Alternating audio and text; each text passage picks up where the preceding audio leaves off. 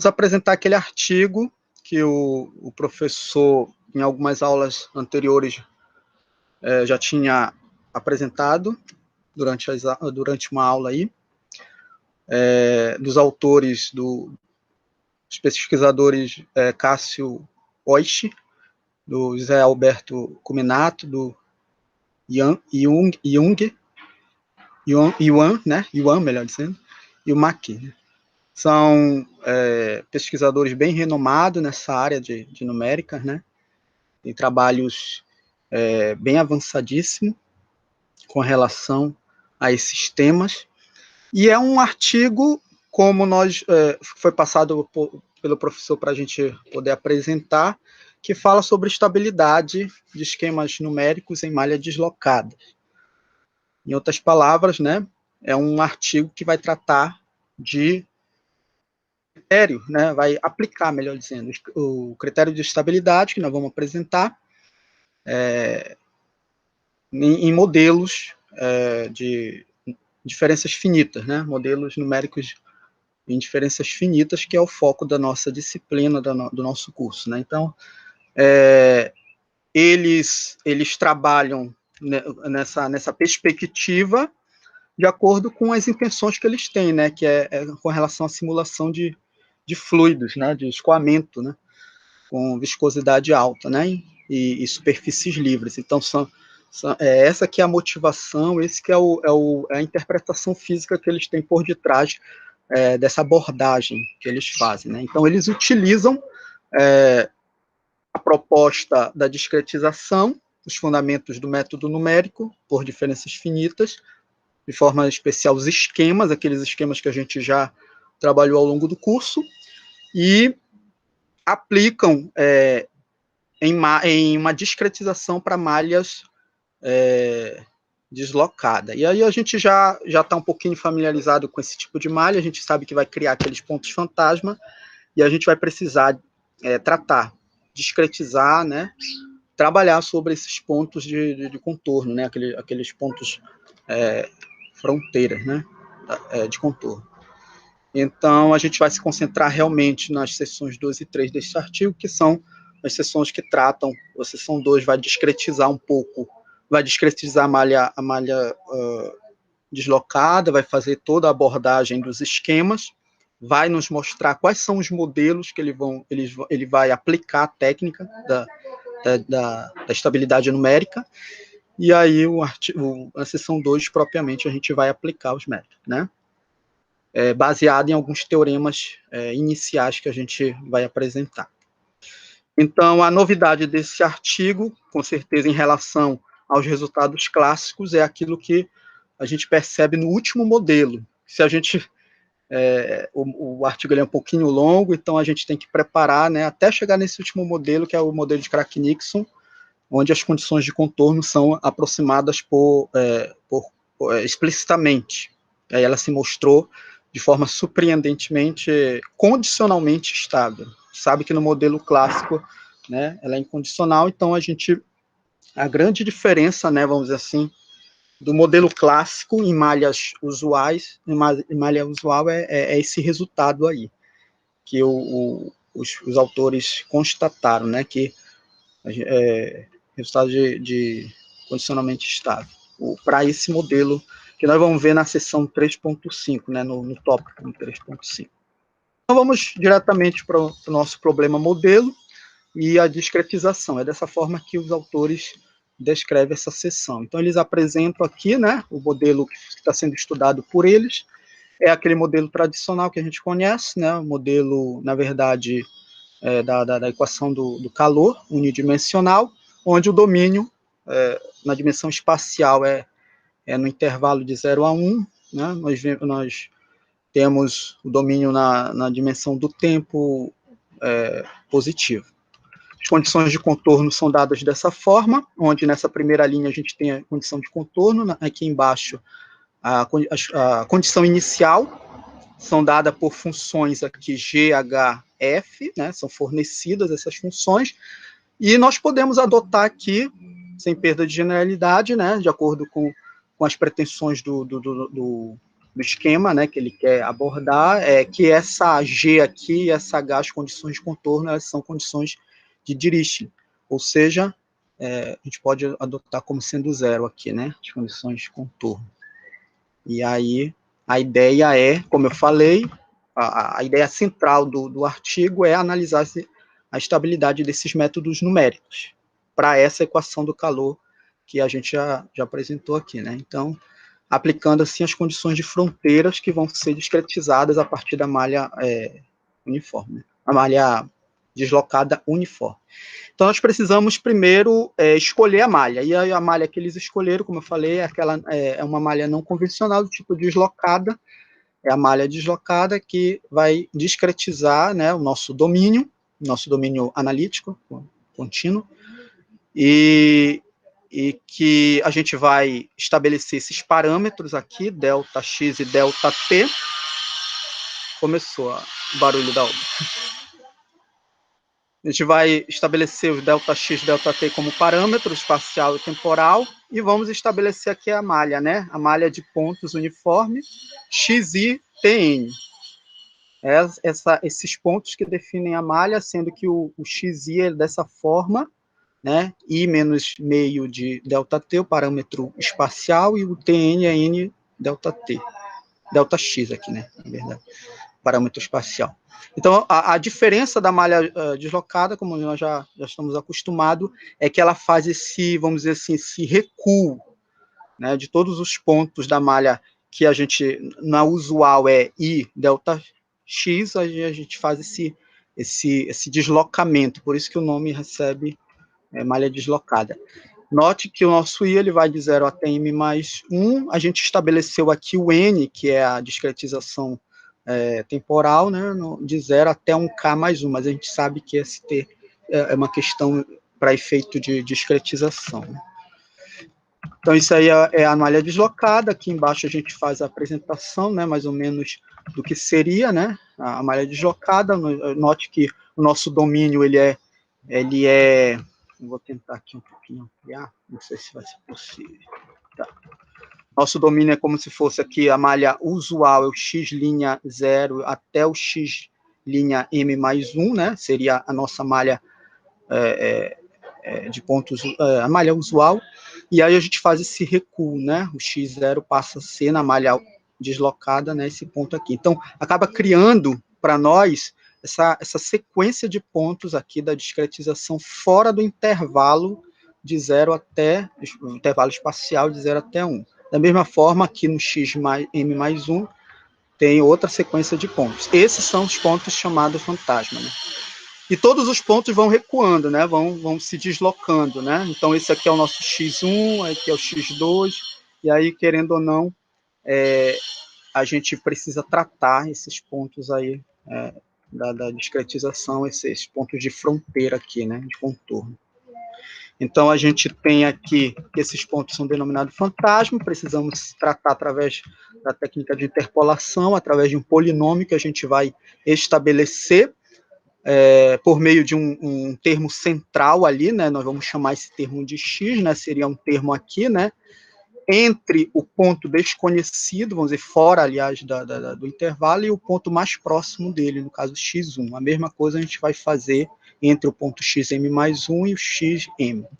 A gente vai estabelecer exatamente um ponto central aqui, né, entre as duas malhas, e aí, logicamente, que se a gente estabelecer, bem aqui, eu acabei pulando, denotando U e N aproximações da nossa função contínua aplicada na malha, né, se nós chamarmos e denotarmos dessa forma, nós temos que esses dois pontos, U0N e UM mais 1N, eles são aproximações, querendo ou não, desconhecidas até então, por se tratar desses pontos de fronteira que estão fora do limite, né, espacial. Então, eles são, até então, pontos desconhecidos e a gente precisa tratar, determiná-los, né, tratar eles, né. E aí, esses pontos que nos interessam agora, né, nesse momento, a gente vai fazer aqui embaixo a interpolação nada mais é do que atribuir esse x aqui entre o x0 e o x1, note que a gente faz essa diferença para multiplicando com U1N, aqui o 0N, são as aproximações aqui, né? E aí a gente determina o polinômio aqui, que eu vou chamar de P0. Quando for para o outro extremo do contorno, né, a gente já estabelece esse polinômio P1 aqui, né? Vamos interpolar esses dois polinômios entre as duas soluções aproximadas nesses pontos fantasma. E aí, graças à discretização da malha deslocada, a gente tem que essas diferenças aqui, elas são, já que eu estabeleci bem no meio, né, elas são meio de delta x, da mesma forma, essas outras diferenças são meio de delta x também.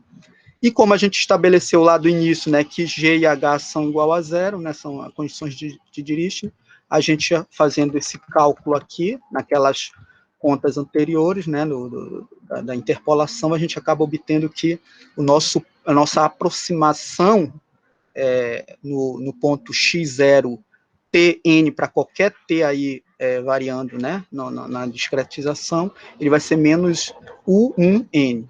A mesma coisa do outro lado, né? Nosso ponto, a nossa solução, né? O valor da nossa solução aproximada nesses pontos aqui, onde o I é m mais 1, para qualquer que seja o n, é menos o m elevado a n. Então, a gente acaba determinando esses termos desconhecidos, né? Eles passam a ser condicionados a esses dois valores aqui, né?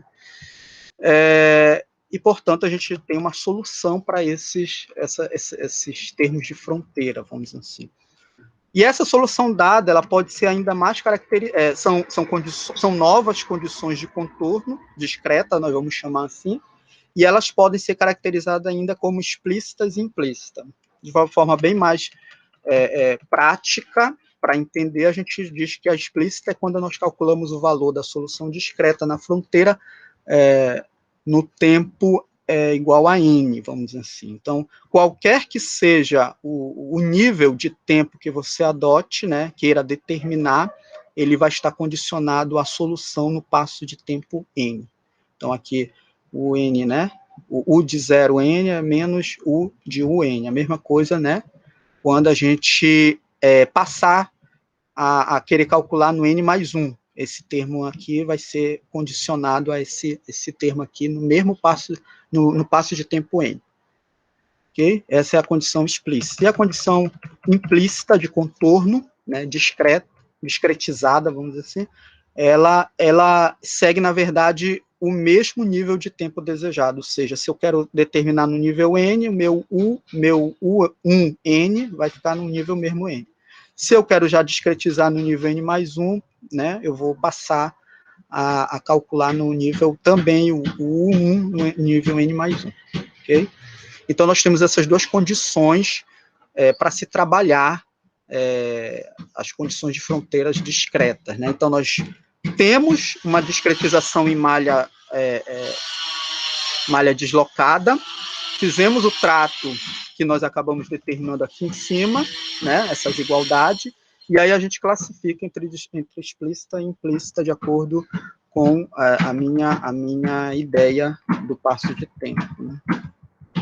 E aí daqui em diante, né, para mostrar os modelos, mostrar os critérios de estabilidade, aí a gente vai deixar para o Genivaldo, e aí eu volto mais tarde para apresentar os modelos já na sessão 3.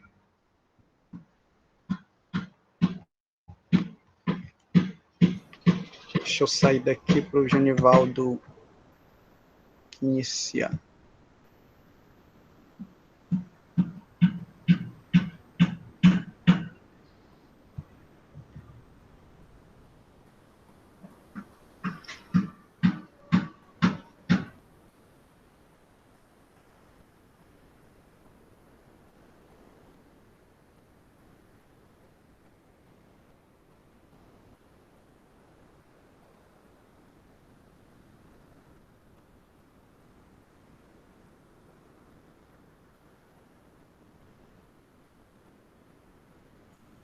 Bom, boa tarde. Estamos escutando? Sim, Genivaldo, beleza. Okay. Então, dando prosseguimento aí na exposição do trabalho, nós vamos falar um pouco dos métodos, né, que a gente vai utilizar. Particularmente, a gente vai usar os 3 métodos aqui, do Euler explícito e Euler implícito e Craig-Nixon. E em relação aos pontos os pontos internos dessa malha, né, sendo devidamente aplicados, o método do Euler explícito ele é caracterizado por essa igualdade aqui, né, com sigma, que é um parâmetro. Esse parâmetro aqui ele vai determinar, basicamente, se o método é condicionalmente estável ou não, né? E o método de Euler implícito é dado por essa expressão aqui, né? A gente já conhece, e o modelo de Craig-Nixon também é dado por essa expressão aqui que a gente já conhece, onde esse parâmetro sigma é dado pelo ΔT, dividido por ΔX, da ordem de ΔX quadrado. Bom, aí de acordo com esses modelos aí, a gente vai empregar neles, no caso, utilizar as condições de contornos adequadas para ele, né? Então, no caso, a gente vai falar de 5 métodos, né? O trabalho fala de 5 métodos. O método vai falar do método de Euler explícito com condição de contorno explícita, que o Ronaldo já falou, que é essa condição aqui, né? No segundo ponto, a gente vai tratar do método de Euler implícito com a condição de contorno implícitas, e que são essas duas aqui.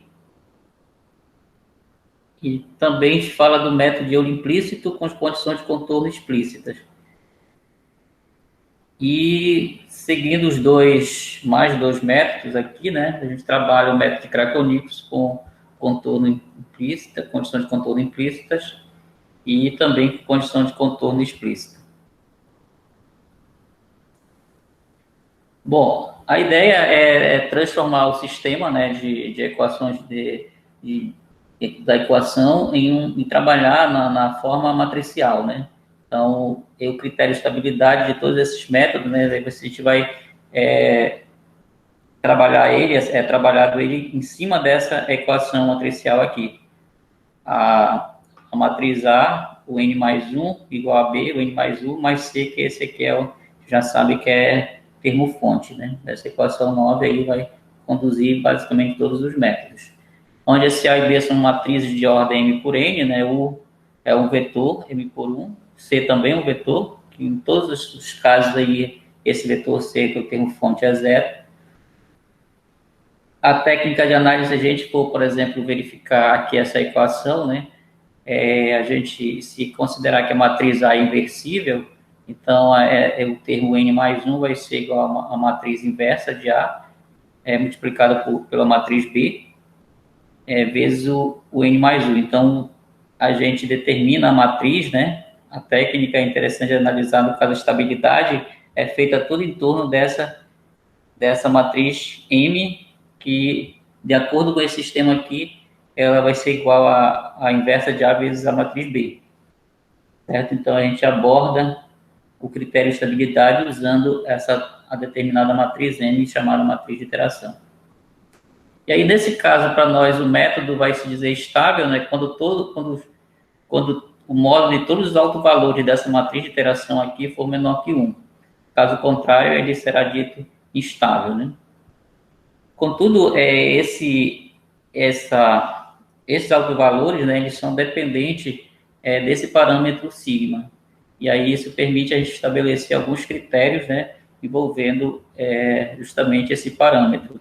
Ou seja, a estabilidade vai depender, a estabilidade ou não vai depender desse parâmetro sigma aí. E aí a gente diz que o método será incondicionalmente estável quando todos os valores de M tiverem módulo menor do que 1, para todo sigma maior que 0, ou seja, se não há nenhuma restrição além da positividade desse parâmetro sigma. E aí, caso ocorra alguma condição além dessa aqui, né, alguma restrição do parâmetro, além de ser positivo ou outra restrição, a gente diz que o método será condicionalmente estável. E aí, baseado nesses critérios, a gente vai começar a falar sobre a análise de estabilidade dos modelos numéricos aqui apresentado, né? E aí, para falar dessa estabilidade do método, a gente vai enunciar temos alguns resultados, né? Os autores abordaram alguns resultados que são necessários, né? Para estudar para fazer essa análise do comportamento dos altos valores da matriz M. Então, ele define aqui esse círculo de Kresgerin, acho que é assim o nome, não sei muito bem, né? E esse RI seria os círculos, esse teorema, né? E aí ele tem um teorema aqui embaixo que diz que se seja uma matriz A, né? Se há uma matriz genérica complexa aqui de ordem M por N, cujo espectro, esse aqui, o conjunto dos altos valores de A, né? É sigma A. Aí considera esses círculos que ele definiu aí em cima desse conjunto. E aí nós temos o seguinte, né, que vale o seguinte: o conjunto de todos os autovalores dessa matriz A está contido, pode ser igual à união de todos esses círculos de Greensbury, variando aqui entre 1 e variando de 1 até M. A gente não vai entrar em detalhe na demonstração desse resultado, a gente só vai apresentar e aplicar eles nos métodos. Esse aqui, nós temos aqui o teorema 3.2, que fala sobre a matriz tridiagonal, né? A gente já conheceu nas aulas aí que o pessoal apresentou, né? Então, se nós tivermos uma matriz quadrada, né, de ordem n por n, nessa forma aqui tridiagonal, aí com os seus autovalores lambda e t, aí diz o seguinte, que se nessas condições aqui, se o alfa for igual a beta for igual a zero, então os autovalores dela são dessa forma. Se alfa for igual a beta igual a raiz de c diferente de zero, os autovalores são dessa forma. E se o alfa for igual a beta igual a menos a raiz quadrada de AC, diferente de zero, os autovalores dessa matriz, da matriz A, tridiagonal, são dessa forma. Então, esse teorema é o teorema que será usado em todos os métodos, né? É o teorema que é mais utilizado nesse artigo, então é o mais importante de todos, porque ele fornece, na verdade, os autovalores da matriz tridiagonal. Aí nós temos também um terceiro aqui resultado, que é o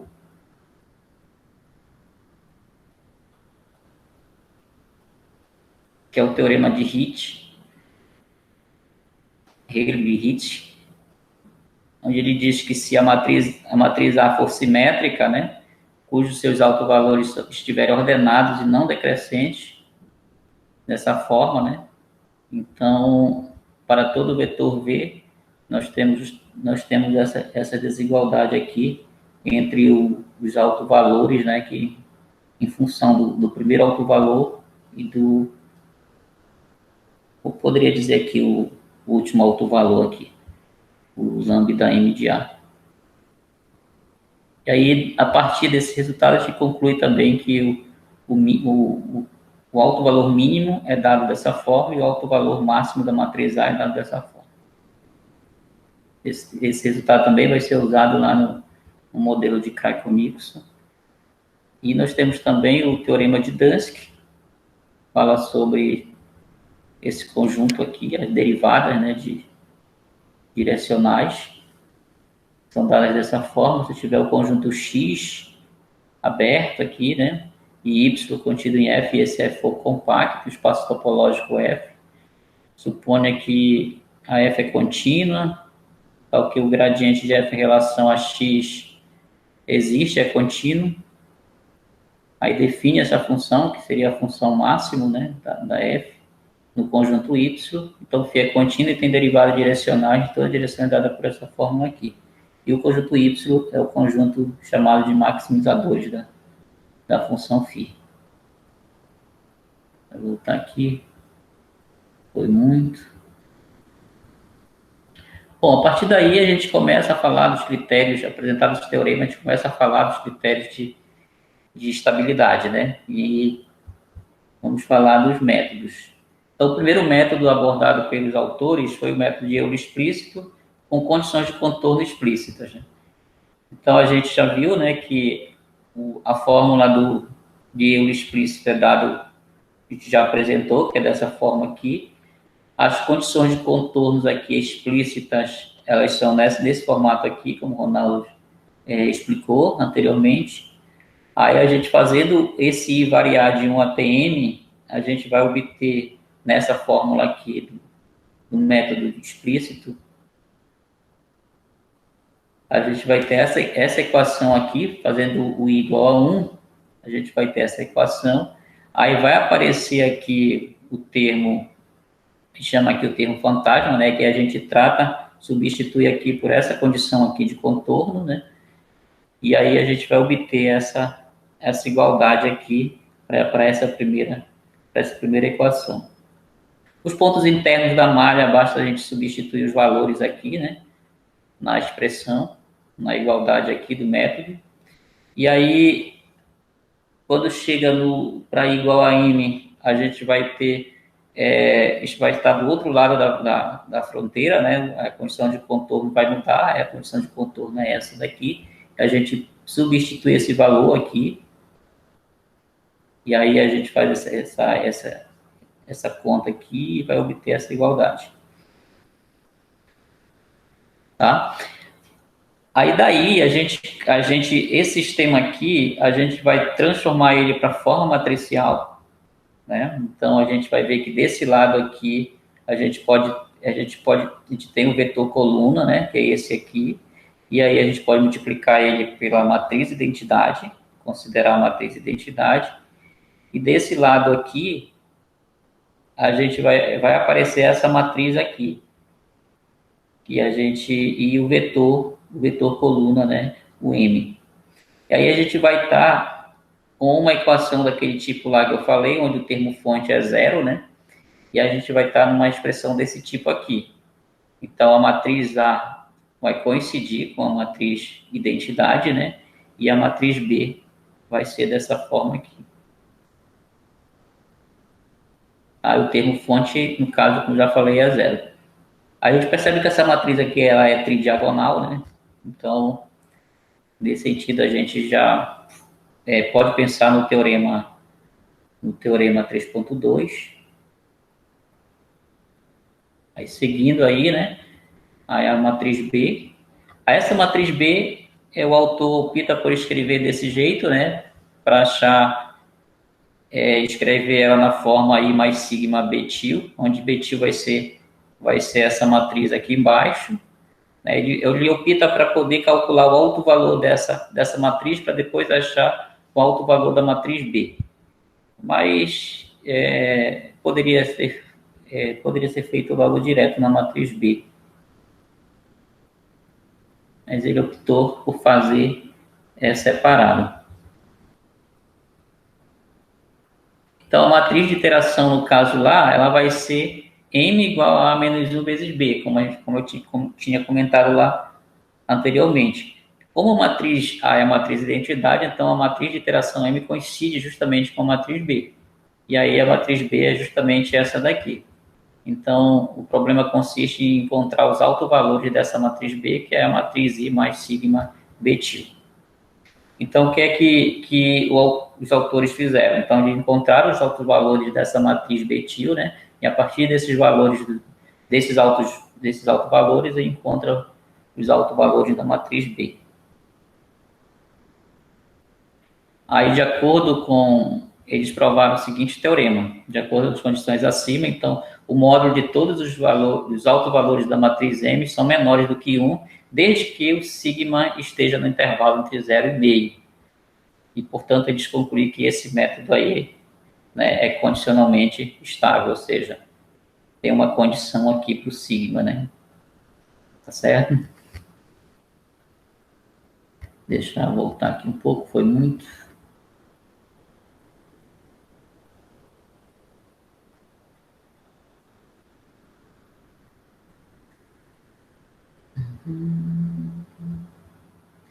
Bom, aí como eu falei, a gente vai colocar a matriz B, a matriz betil, ela cumpre a condição do teorema 3.2, né?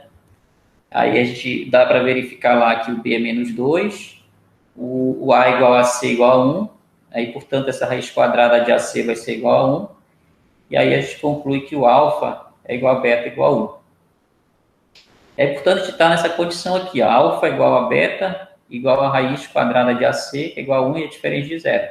E aí a gente usa o teorema 3.2 e garante que os autovalores da matriz betil, né, lambda i betil, é igual a menos 2 mais 2 cosseno de π sobre m. Bom, a gente usa a definição no caso dos autovalores, né, da matriz betil. Aí, como esse vetor é diferente de zero, aí eu multiplico por sigma em ambos os lados, e aí eu concluo que I mais sigma betil vezes V é igual a essa expressão aqui vezes V, e isso aqui é justamente a matriz B, então BV é igual a lambda IB vezes esse vetor V.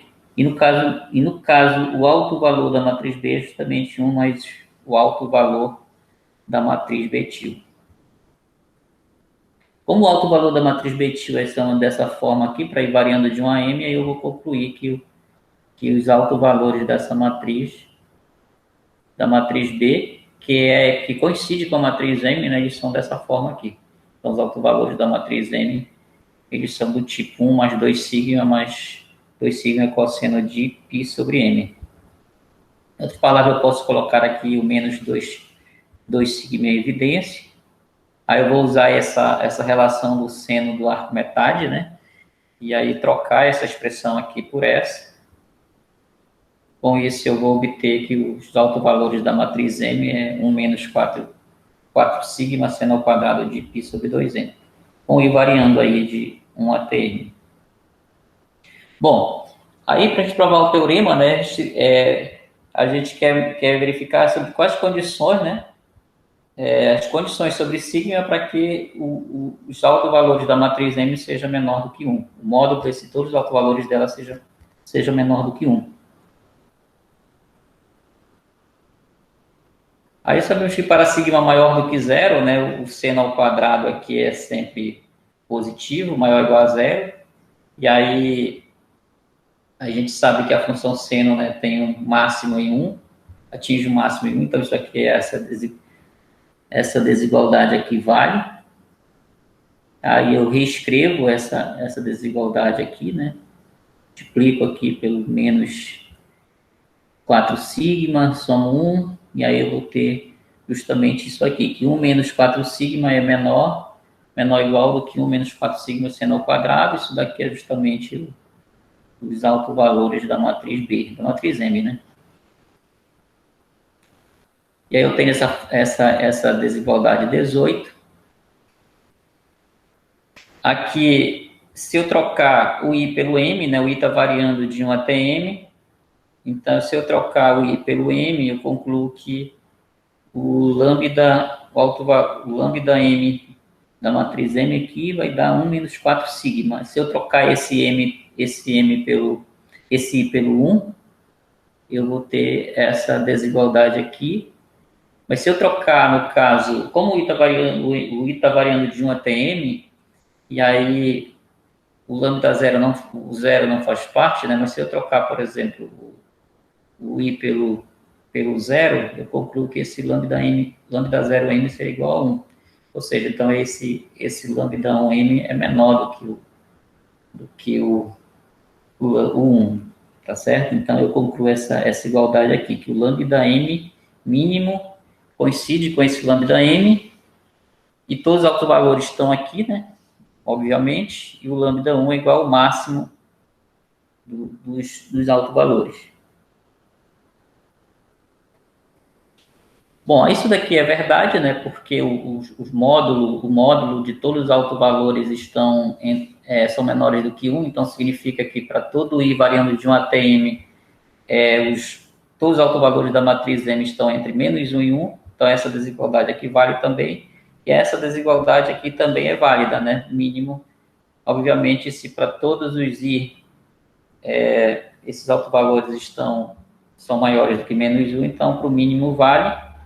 Tanto como o mínimo a gente já sabe que é esse daqui, né? E a gente conclui que o sigma é menor do que meio, tanto como já é maior do que zero, né? Aqui, Então, a gente conclui que o módulo de todos os autovalores da matriz M é menor do que 1, desde que o sigma esteja no intervalo de 0 até meio. Tá certo? E aí, a gente conclui que o método é condicionalmente estável, né? Ou seja, o método é estável, desde que o sigma esteja variando nesse intervalo, que prova o primeiro resultado, né? Tá ok? Bom, aí seguindo, a gente segue os mesmos, o 3.2, a gente vai falar do método de Euler implícito com condições de contorno implícitas, a gente faz a mesma abordagem, os autores fazem a mesma abordagem, só que agora usando a expressão aqui, né? E a condição de contorno implícita que é dada por essas duas equações aqui.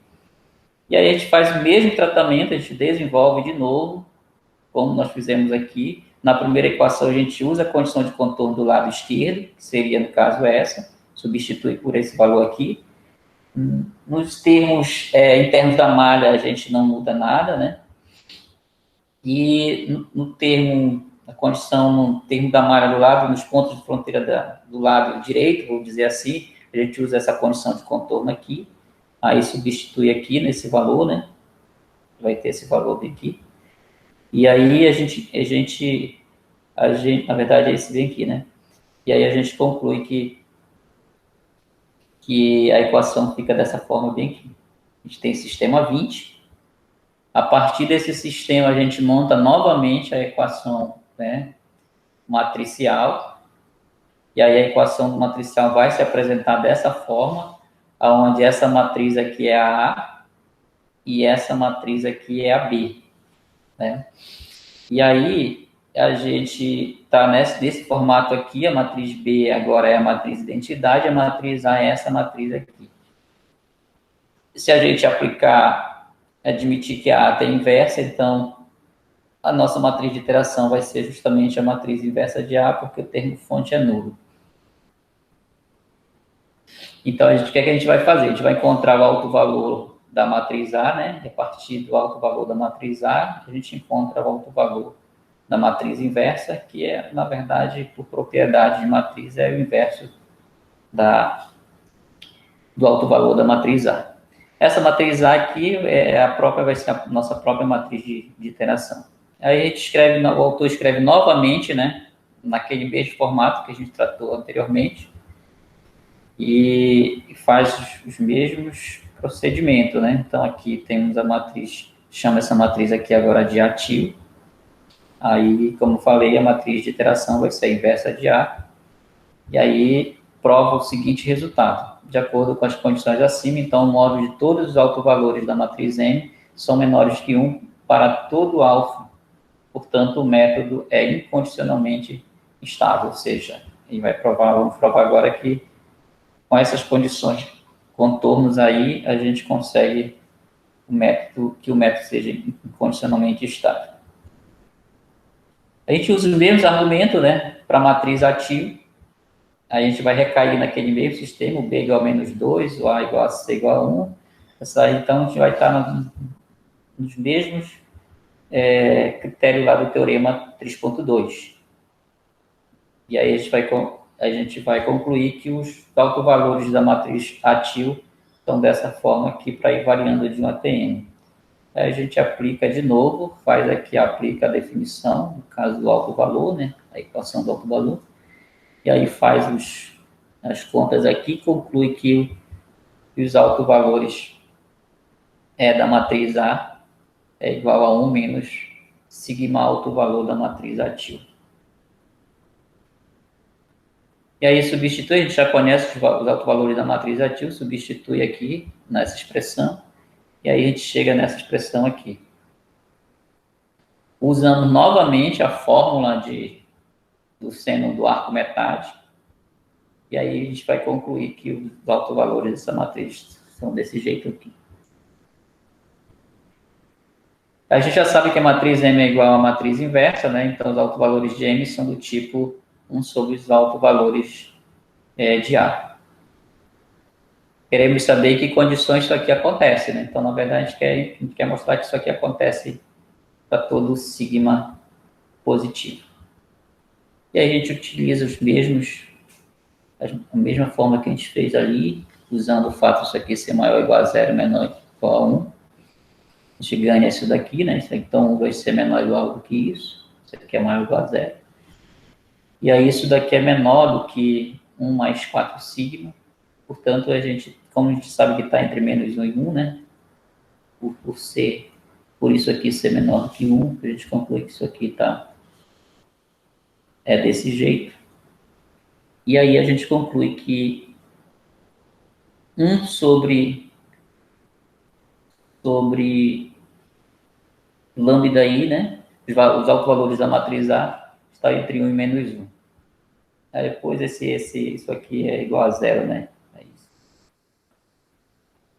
Bom, mas essa desigualdade aqui, né? Essa desigualdade aqui simultânea nos permite escrever isso daqui, né? Portanto, o teorema está provado para todo sigma maior do que 0. Portanto, o método é incondicionalmente estável. Tá certo? Bom, a partir daqui o Ronaldo vai seguir, né? E vai tratar dos próximos métodos para finalizar a exposição. Desde já, obrigado por interromper aqui. Sair daqui para ele começar.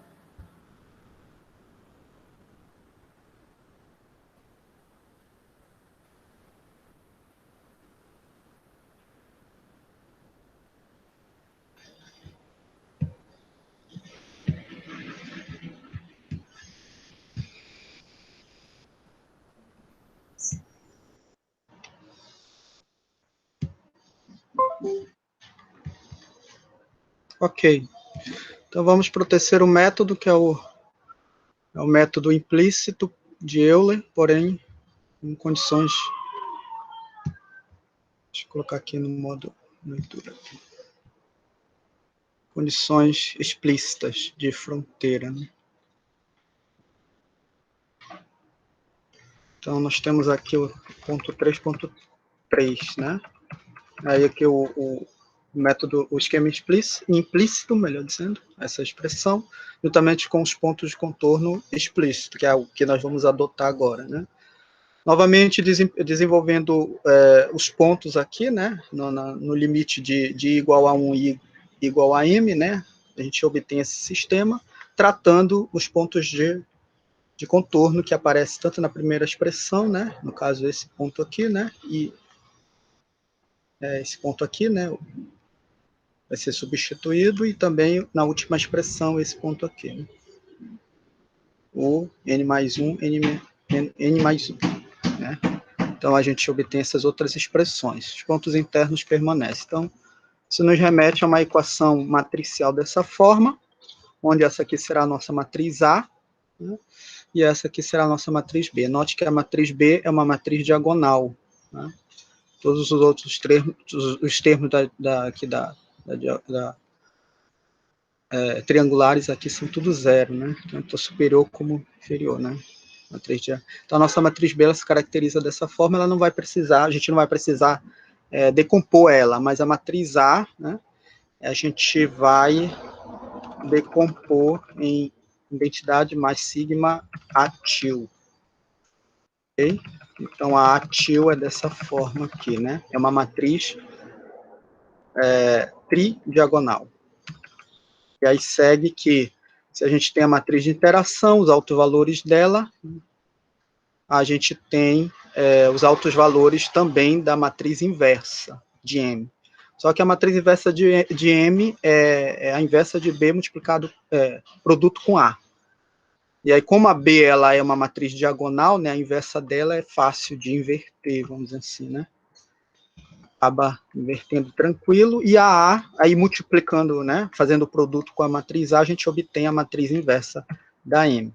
Nota que nós queremos os altos valores da matriz M, nós estamos obtendo a matriz M-1, né, a inversa. E aí a gente sabe que os altos valores dela, da matriz M-1, são todos 1 sobre o alto valor da matriz M. E aí a gente já preparou aqui o esquema, agora a gente vai para o teorema que a gente vai provar, né, que diz que todos os altos valores da M em módulo são menores que 1. Ou seja, o método ele é incondicionalmente estável. Então, para provar esse resultado, nós vamos utilizar o teorema lá do Gesgori, os círculos, né, de Gesgori.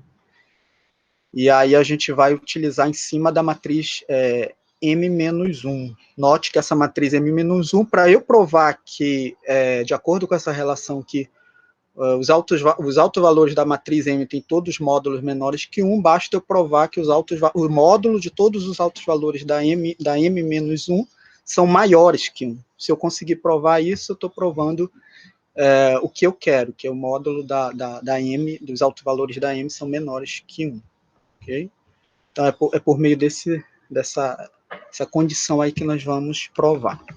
Então, nós vamos analisar aqui os círculos de Gesgori para a matriz M-1, a matriz inversa da M. Nós percebemos que, pela composição dessa matriz aqui, M-1, né, se a gente for calcular em cada linha aqui o círculo de Gesgori, né, o R1 aqui na linha 1, R2, tá?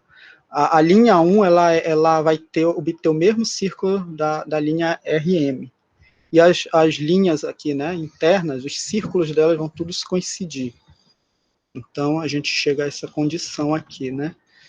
O R1 é o mesmo círculo de RM, o R2, R3 até o Rn-1, eles são todos iguais, coincidem. Então, pelo teorema do Gesgori, a gente sabe que o conjunto dos altos valores da matriz inversa, M-1, está contido, então, na união desses dois círculos, já que os outros se repetem, né? E aí agora a gente vai trabalhar em cima dessa afirmação aqui, mediante o teorema. A gente vai supor, né, alguns autovalores estão presentes no R2 e alguns presentes no R1. Portanto, estão presentes na união, né? E aí a gente vai considerar de antemão aqui, de princípio, é um termo alfa, um real alfa, aqui localizado, aqui a figura lá nos ajuda a entender, um alfa aqui que ele está localizado numa reta real que passa aqui pelo centro do círculo de Gesgori, aqui esse círculo pode ser o R1 ou o R2, né, para i igual a 1 ou 2, e ele intercepta aqui, né, na fronteira, justamente, do círculo mais próximo possível da origem. Então, nós trabalhamos com esse alfa aí, né? Que é a representação gráfica. E aí, a partir daí, aquilo que eu falei, né? Vamos supor que alguns, ou pelo menos algum, para algum I aí entre 1 e M, o alto valor ali da matriz M-1, ele está presente na R2. E pela definição da R2, ele tem que respeitar essa desigualdade aqui. Então, a gente pode supor que isso aqui acontece. Logicamente que, como o nosso parâmetro sigma ele é maior que 0, o centro desse círculo R2 ele é positivo, assim como também o raio dele, que é o 2 sigma. E ele é maior do que o raio, né? Logicamente. Então, eles estão nessa posição aqui, né? Na parte positiva do gráfico, o centro e o raio, né? Então, eu posso dizer que o alfa o centro menos o raio, vai obter o valor, o meu alfa aqui vai ser igual a 1. E aí, pela construção que a gente demos para o alfa, o módulo dele, né, aqui, ó, o módulo do alfa é menor do que o módulo de qualquer alto valor que estiver dentro do R2, que eu estou supondo aqui. Então, como o alfa ele é igual a 1, então o módulo de qualquer alto valor da matriz M-1 que esteja no R2 vai ser maior do que 1, e aí a gente satisfaz o que a gente queria mostrar, né? Que aí o alto valor da matriz M vai ser menor do que 1, né? Menor do que 1, no caso aqui, né? Agora vamos para a situação B, quando algum dos autovalores da matriz M-1 cai no R1. Aqui nós vamos considerar 3 casos. O caso que o sigma está entre 0 e 1, o caso em que o sigma é maior que 1, e o caso que o sigma é 1. O caso 1, né, o caso I e 1, quando o sigma estiver entre 0 e 1, note que nós estamos nessa condição aqui, né? Agora, os altos valores pertencem ao R1, então ele tem como centro esse quociente aqui, e o raio, né, por ser positivo, ele vai ter essa configuração aqui, sigma sobre 1 menos sigma, maior que zero. Fazendo a diferença aqui, né, para achar o nosso alfa, que é o termo aqui da fronteira, a gente obtém esse termo, esse quociente aqui, que é maior do que 1, já que o sigma é maior que zero. Então, da mesma forma como a gente fez para o R2, todos os altos valores que estiverem presentes no R1 deve ser maior ou igual que o módulo do alfa, e aí esse alfa ele é maior, né, do que 1, então a gente vai obter a desigualdade que a gente desejava. No caso 2, a gente obtém aqui já círculo para o lado negativo, né? O centro será negativo, né? O centro do círculo R1, devido à condição que a gente deu aqui de 1 ser menor que sigma. E acaba obtendo esse quociente aqui negativo. O raio continua sendo positivo, porém é dessa forma aqui. E aí a gente fazendo aqui a composição para achar o alfa, a gente obtém esse quociente aqui que é menor do que menos 1. Fazendo aqui a composição aqui que a gente já, que todo o círculo, né, todos os altos valores são menores do que alfa, menores ou iguais, e esse aqui é menor do que menos 1, a gente obtém o que a gente desejava. Ok? Então agora a condição o círculo está para o lado negativo, mas continua valendo para os altos valores que se encontrarem no R1. No caso em que o sigma é igual a 1, nós não precisamos trabalhar com círculos, né? A gente vai apenas pegar a matriz A lá desde o início, né? Aquela matriz que foi identificada lá no início, na nossa equação matricial, e a gente vai atribuir o termo 1, né? No lugar do sigma, e vai obter essa matriz. Como ela satisfaz a hipótese lá do teorema 3.2, aquele teorema das matrizes tridiagonais, note que o alfa aqui e o beta eles são igual a zero nesse caso, e aí a gente vai obter os altos valores da matriz A, positivos, né? Se a gente for perceber esse termo aqui, essa expressão aqui, né, o cosseno é positivo. E aí a gente obtém que também esses altos valores são menores ou iguais que 1.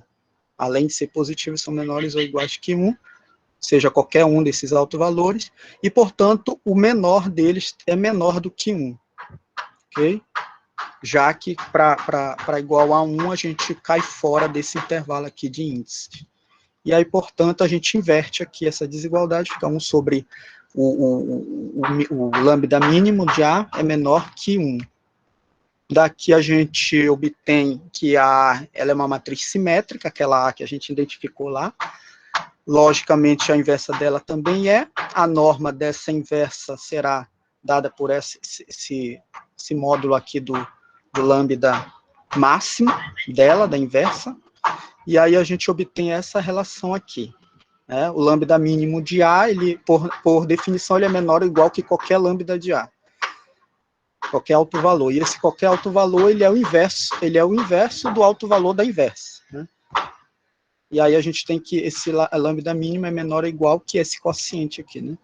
E aí, logicamente, a gente pode inverter aqui, fazer as devidas modificações. Então, qualquer alto valor da matriz inversa de A é menor ou igual que esse 1 sobre o mínimo. Só que esse 1 sobre mínimo da A é o máximo alto valor da inversa. Okay? Por quê? Porque qualquer alto valor, se é menor ou igual que esse aqui, ele só pode ser identificado com o máximo da matriz inversa. Então, a norma da matriz A menos 1, ela vai ser o módulo da máxima, que vai ser, de acordo com essa igualdade aqui, vai ser 1 sobre o lambda mínimo de A. E aí, por 25, que é aquela relação anterior, a desigualdade, essa aqui, a gente pode dizer que esse quociente aqui é menor do que 1. Então, a norma da A elevado a menos 1 é menor que 1, da matriz inversa de A. Quanto à matriz B, ela é simétrica, ela também tem a norma dessa forma, o máximo dos altos valores dela. Como o sigma é positivo, nós garantimos que ela é igual a 1. Por quê? Porque quando eu atribuo sigma, na verdade, igual a 1, que é o caso que nós estamos atribuindo, o caso 3, né? A matriz B é aquela matriz diagonal. Se a gente atribuir 1, ele vai se reduzir, acabar se reduzindo ao um vetor, não identidade, mas quase identidade, né? Os 1 aqui, né? Vai permanecer aqui, vai zerar. Então, a gente fazendo aqui, procurando os altos valores dele, a gente encontra que o máximo só pode ser o alto valor 1, de valor 1. Então, nós temos que o alto valor, a norma, melhor dizendo, desse o B, que é o alto valor máximo, é igual a 1. E aí a gente faz a matriz interação, compõe ela é simétrica, porque ela é determinada por duas matrizes simétricas, consequentemente, a norma dela é o máximo do alto valor dela, em módulo. E aí a gente obtém que qualquer alto valor da M é menor ou igual que a norma, que é o máximo. E aí a gente substitui no lugar da M o A menos 1B, aplica aqui essa desigualdade, que é válida para a norma, e aí aqui o módulo a norma do A menos 1 é menor que 1, a norma do B é igual a 1, então é menor do que 1. E aí a gente encontra que qualquer alto valor tem módulo menor que 1, e ela para todos os casos, então, os altos valores da M são menores que 1, em módulo. Agora a gente vai para o método 3.4, aí a gente já muda, né, o esquema, é o Craig-Nixon, porém com condições de fronteira, né, implícitas. Como a gente fez nos outros métodos, a gente estabelece aqui coleta aqui os dados a respeito do método Craig-Nixon, condições de fronteira, já foram identificadas, estabelece aqui o nosso sistema, fazendo os devidos tratamentos com relação aos valores de fronteiras que aparecem na equação 1 e na equação aqui M. E aí a gente obtém aquela expressão, aquela forma matricial, onde o A é essa matriz, o B é essa outra matriz. Okay? O A ele pode ser identificado como a identidade mais a sigma de A til, e o B é a identidade menos sigma de A til. Nota que os dois são dependentes da A til. Então, essa nossa A til, ela vem logo embaixo aqui, né? Essa matriz também tridiagonal, ok? Então, fica fácil de identificar. Logo, a matriz de interação dela vai ter autovalores lambda I M. E aí a gente tem o teorema. Todos os módulos todos esses autovalores têm módulos estritamente menores que 1. Note que a matriz A til, como eu falei, ela tanto caracteriza a matriz A como a B, e ela é tridiagonal. Aplicando o teorema 3.2 para ela, com essas condições aqui, né, que ela nos dá, o alfa é igual a beta, que é igual a menos a raiz desse AC, nós vamos ter esses altos valores para ela. Ok? E assim, nós podemos, pela forma como a A e a B foram compostas, a partir da A til, a gente pode obter os altos valores tranquilamente, fazendo as devidas alterações em cima da definição de autovalores da matriz A til. A gente obtém esses dois valores aqui. Dois valores não, essas duas expressões, né, que determinam os altos valores da matriz A e matriz B. Como tanto A é essa expressão aqui, essa soma, e a B é esse produto, essa diferença, eles possuem essas duas matrizes, A e B, possuem os mesmos autovetores. Então, eu posso trabalhar essas expressões dela sem me preocupar com esses autovalores vetores, que são os mesmos. Então, aqui a definição de autovalores da A nos dá a definição de autovalores da matriz A, a inversa de A. Aqui a definição da matriz P, né, da autovalores. A gente compõe aqui M pelo vetor V, e aí a gente acaba obtendo que os altos valores da matriz M, que é a que nós desejamos, é esse quociente aqui entre os altos valores da matriz B pelos altos valores da matriz A, para qualquer que seja o I aí no nosso intervalo. E aí, portanto, nós queremos saber a respeito do módulo. E aí a gente passa o módulo aqui nesse quociente, que na verdade vai ser o módulo desse quociente. Como esse termo aqui, né, esse termo todo aqui ele é positivo, nós temos que esse quociente aqui ele é menor do que 1. Então, o módulo dele é menor do que 1, e aí finaliza a prova do penúltimo método. Craig-Nixon com condições de fronteira implícita. E aí a gente chega no último método, e aí é o Craig-Nixon com condições de fronteira explícita, novamente fazendo o tratamento dos dados dela. A gente tem aqui o Craig-Nixon, condições explícitas de aproximações, né, discretas, e aí a gente obtém esse sistema. Da mesma forma, vamos trabalhar na versão matricial. A versão matricial dela dada por A, U elevado a N, U, N menos 1, igual a B, U, N. A matriz A ela vai ser dada por essa matriz, note que ela depende de sigma, como as outras, e aí eu posso expressar ela dessa forma, com esse A til aqui sendo a matriz aqui embaixo, né? Essa matriz aqui. Da mesma forma, a matriz B, agora ela é a identidade mais a sigma da B til. Essa B til também, ela é facilmente identificável. Então, eu tenho a A til e a B til. E aí, a respeito da matriz interação, nós vamos atrás dos altos valores dela. E aí, a gente vai estabelecer essas condições para os altos valores da matriz M. Os altos valores da matriz M são menores que 1, desde que o nosso sigma esteja nesse intervalo aberto de 0 a 2. Se ele estiver nesse intervalo aqui, né, na verdade, de 2 a mais infinito, a gente, para algum dos índices, acontece isso aqui, né, o módulo é maior ou igual a 1. De qualquer forma, aqui esse teorema nos diz que esse método ele é condicionalmente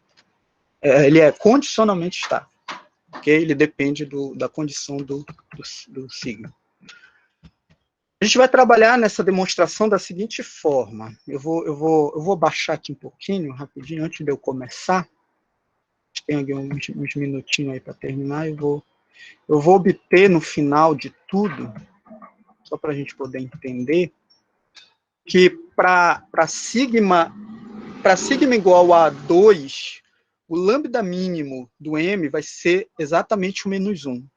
Para sigma igual a 1, o lambda mínimo e o lambda máximo vão coincidir com 1, né? Vão coincidir, vão ser iguais a 1.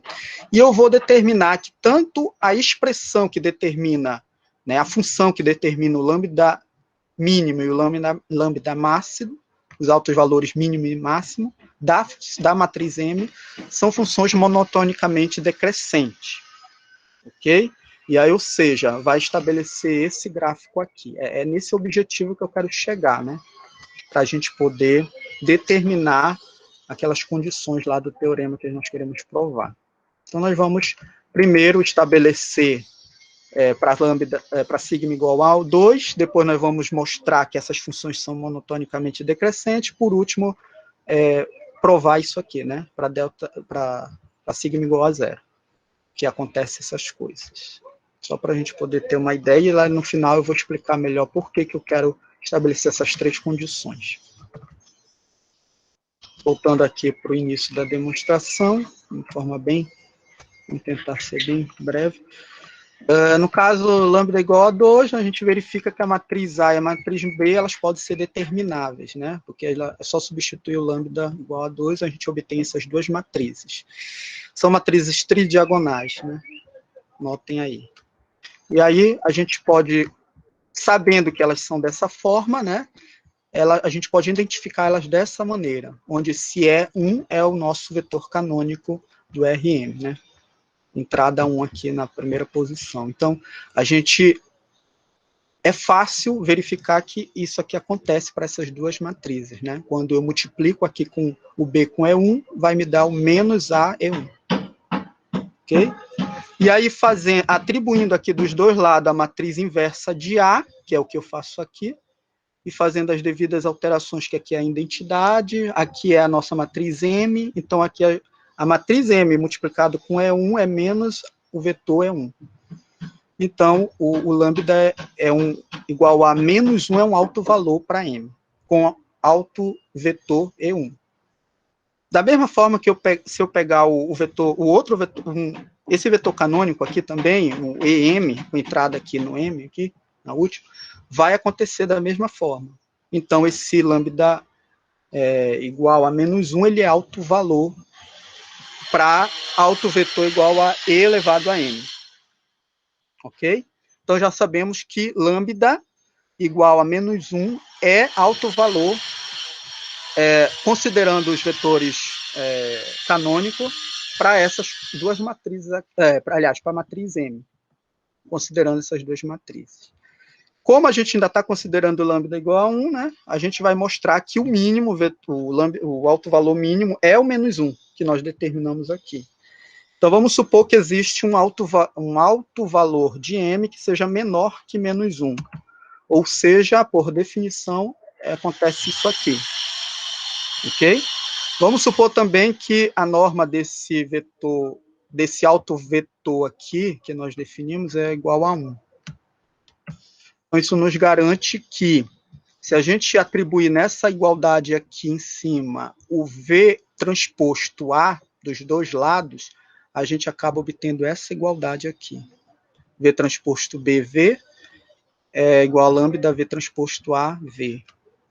Ok? Só que as matrizes A e B que foram dadas lá em cima, com lambda igual a 2, elas podem ser identificadas como essa soma e essas duas somas aqui, né? Identidade E mais F menos identidade E.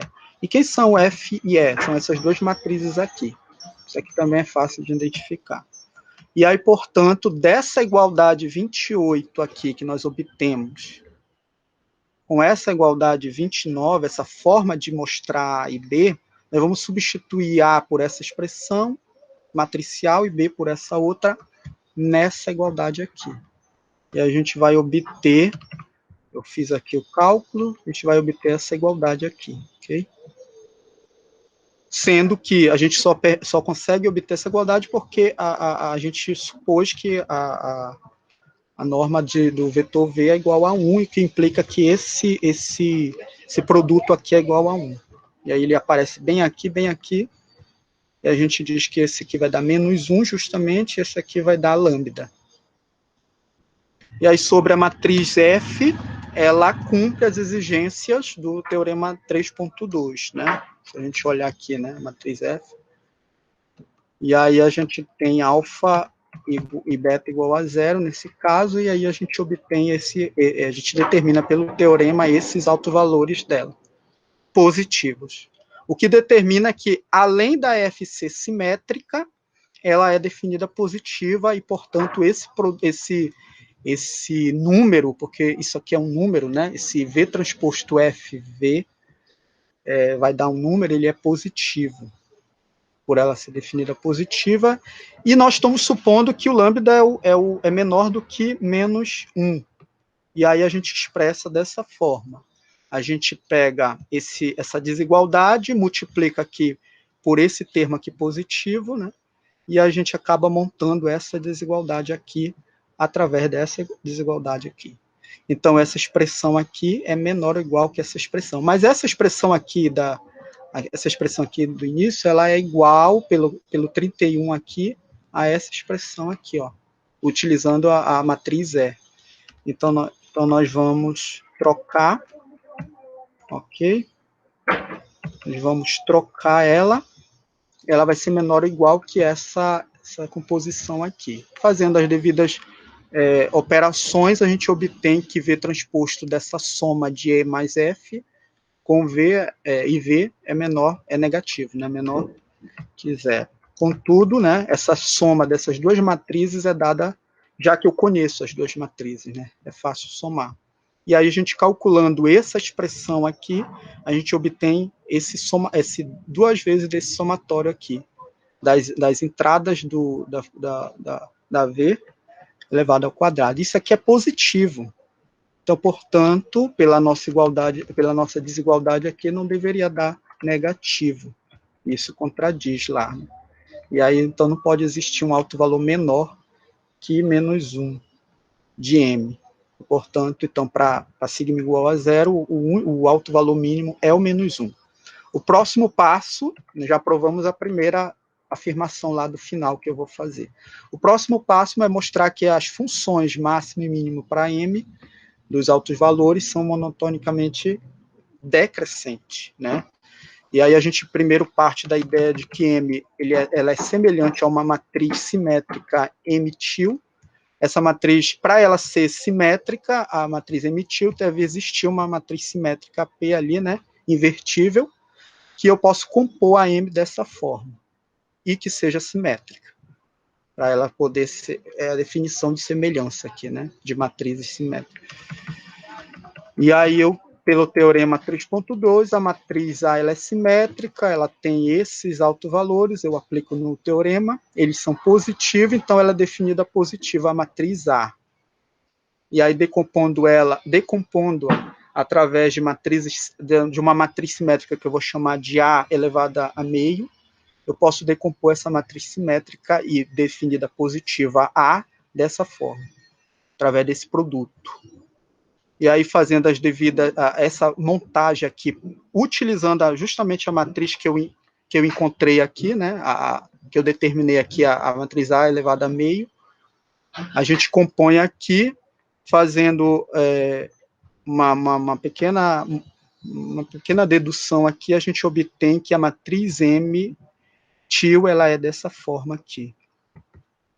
A elevado a menos meio, B elevado a menos meio. Note que isso aqui são matrizes, tá? É um produto. Só que a elevado a menos meio é simétrica, a B é simétrica. A elevado a menos meio também é simétrica, né? É a mesma, na verdade. Então, esse M-til ele é simétrico e eu acabo mostrando que M é semelhante à matriz M-til, a matriz simétrica. Então, nós temos que a matriz simétrica, ela satisfaz o teorema 3.3, porque ela é simétrica, né? Ela tem os seus alto-valores decrescentes, então eu posso estabelecer que o alto-valor mínimo dela, aqui eu acho que era mínimo, faltou aqui, é mínimo aqui. O alto-valor mínimo é o mínimo desse quociente, é o resultado desse teorema aqui, 3.3, pelo teorema de Halley-Ritz, que nós vimos lá, o Genivaldo apresentou.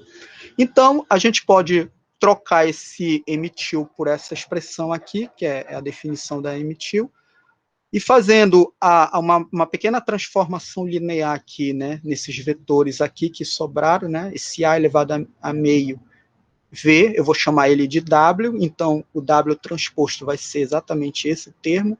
Também fazendo umas devidas modificações aqui, a gente obtém esse outro termo aqui. Mas esse termo aqui do meio, né, A elevado a meio é a nossa matriz A. E aí, portanto, o nosso lambda mínimo da matriz M-til, ele é essa expressão aqui, né? É o mínimo desse quociente aqui. Sendo que a matriz B eu já representei ela com a forma dela, né? A identidade mais sigma B-til, e a matriz A eu identifiquei como identidade mais sigma A-til. Ok? É isso aqui. Eu posso também reescrever essa fórmula dessa maneira. Né? Note que aqui é mínimo, tá? Eu esqueci aqui, eu acho que coloquei errado. Supondo que o nosso vetor W ele é um unitário, né? Norma igual a 1. Né? Só troquei, continua mantendo a mesma coisa.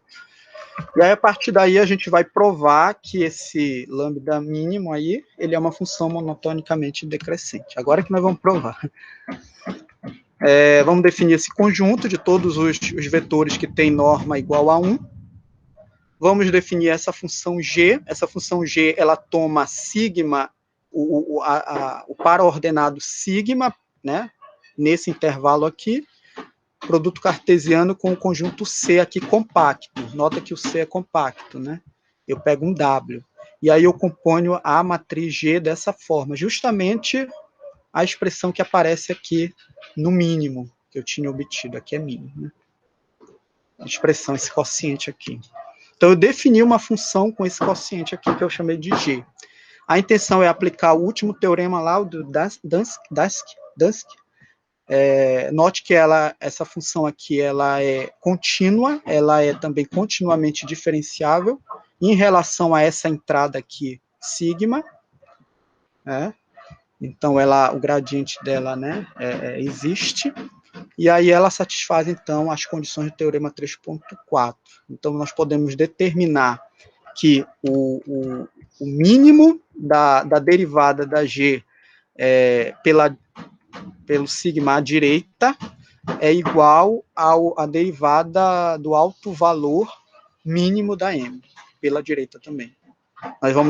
Nós afirmamos isso mediante, né, ao teorema, e afirmamos isso aqui, né, que a derivada da G pela direita, de sigma, é a mesma derivada, né, da G em sigma, né, em relação à variável sigma. Sendo que eu defino esse mínimo aqui em todo o W que pertence àquele conjunto compacto dos maximizadores da φ aqui, né, sigma, de acordo com o teorema lá. Teorema 3.4, se a gente voltar lá, a gente tem isso aqui. Então, calculando aqui, né, a nossa derivada da G, eu vou calcular essa derivada aqui, e vou dizer e aí ela já é igual à derivada da G de sigma pela direita. É isso aqui, ó, essa igualdade. Quando eu calcular essa derivada, fazendo aqui uma conta de derivada de quociente aqui de funções, a gente obtém essa expressão aqui de baixo. Então, essa expressão ela define a derivada da G à direita do sigma. Ok? Porque elas são iguais. Acaba definindo. Só que eu vou atrás dessa matriz aqui do meio. A betil menos a til. Como as duas são definidas, eu posso obter ela tranquilamente, através dessa matriz aqui. E ela é tridiagonal, então ela é determinável o alto valor dela, através do teorema 3.2. E essa expressão aqui é negativa. Então, para todos os autovalores da matriz betil menos atil, eles são negativos. Ok? E, portanto, essa composição aqui ela só pode ser negativa, menor que zero. Para todo o vetor que pertence ao compacto C, e em particular ao conjunto W sigma, que é aquele conjunto dos maximizadores lá. E aí daí a gente obtém que a derivada de G pela esquerda do sigma, que era essa expressão aqui que nós acabamos determinando, ela é menor que zero. Okay? Já que esse denominador aqui, a A é definida positiva, então estabelece que esse aqui é positivo. Como esse conjunto aqui dos maximizadores ele é compacto, nós concluímos que, pelaquela afirmação lá no início, que a derivada do alto valor mínimo de M pela esquerda, né, do sigma, é o mínimo da derivada da G, que é negativo, que nós afirmamos aqui, né, em 41. Então, se a derivada dela na verdade, aqui é a derivada da til, né? Eu acho. Deixa eu ver aqui rápido. Derivada da til. Não, derivada da M mesmo. Derivada da M, tá certo. E aí, como elas são iguais, as duas, né? São semelhantes, a gente estabelece que a derivada da lambda til é menor que zero. Ou melhor, todos os o alto valor mínimo, ou seja, a função que define o alto valor mínimo, ela é monotonicamente decrescente para qualquer que seja lambda positivo. A gente faz o mesmo esquema, o mesmo argumento para mostrar que o lambda máximo também é monotonicamente decrescente, apenas fazendo as devidas adequações, né? Agora a gente vai utilizar lá o teorema 3.3 para o máximo, né? E aí a gente obtém que as duas são funções decrescentes, monotonicamente. É a segunda afirmação da demonstração. Vamos para a última afirmação, que é quando sigma é igual a zero. Neste caso, as matrizes A e B, lá do início, elas são identicamente a identidade. Se a gente voltar lá na matriz e substituir por sigma zero, elas vão ser a identidade. Logo, a matriz M, né, a matriz de interação, ela é a identidade, seus altos valores são todos iguais a 1. O que significa que tanto o alto valor mínimo como o máximo dela é igual a 1. Isso nós estamos considerando para sigma igual a 0. Né? E aí a gente tem um comportamento aqui, que era onde eu queria chegar. Né? Nós provamos que para sigma igual a 0 agora, recentemente, que os dois, o máximo e o mínimo, são iguais a 1. Então, se a gente fizer aqui no gráfico, a sigma aqui igual a 0 é igual a 1. E aí elas são monotonicamente decrescentes, as duas, né? As duas funções do máximo e do mínimo. Quando chega aqui no sigma igual a 2, ela tem que ter alto valor mínimo, exatamente igual a menos 1. Foi a primeira prova lá. Então, todos os altos valores, eles estão entre essas duas funções aqui, né? Porque eles são o máximo e o mínimo, altos valores de M. Isso nos leva a considerar que qualquer alto valor de M que esteja no intervalo de sigma 0 até 2, ou seja, esteja nesse intervalo aqui, qualquer alto valor aqui, ele vai ser majorado, né, pelo menos 1 e 1. Então, nós temos que o módulo de qualquer alto valor nesse intervalo aqui é menor que 1. Da mesma forma que, dizendo que o alto valor mínimo para sigma igual a 2 é menos 1, e a função ela é decrescente, a função mínima, né, acaba que todos os altos valores mínimos para lambdas maiores ou iguais a 2, eles vão ter menor ou até igual a menos 1. Em outras palavras, no gráfico é isso aqui, né? Vão decrescendo, né, o mínimo. Para lambda igual a 2, ele é exatamente o menos 1 que nós já provamos. E aí a gente obtém que nesse intervalo aqui para sigma, por meio dessa desigualdade, que o módulo, né, é maior que 1 para algum i, né? Algum i vai acontecer essa desigualdade, que é justamente essas duas afirmações que prova o teorema lá do nosso modelo. E aí a gente finaliza a demonstração do método.